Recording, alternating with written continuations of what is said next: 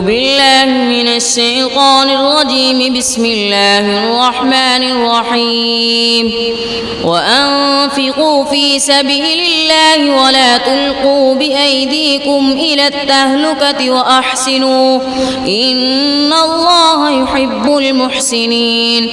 وأتموا الحج والعمرة لله فإن أحصرتم فما استيسر من الهدي ولا تحلقوا رؤوسكم حتى يبلغ الهدي محله فمن كان منكم مريضا أو به أذى من رأسه ففدية من صيام أو صدقة أو نسك فإذا أمنتم فمن تمتع بالعمرة إلى الحج فما استيسر من الهدي فمن لم يجد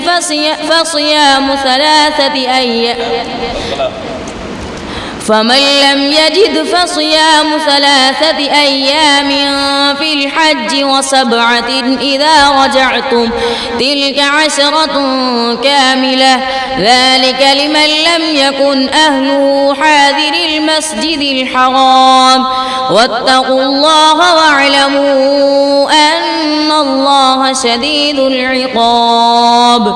صدق الله العظيم.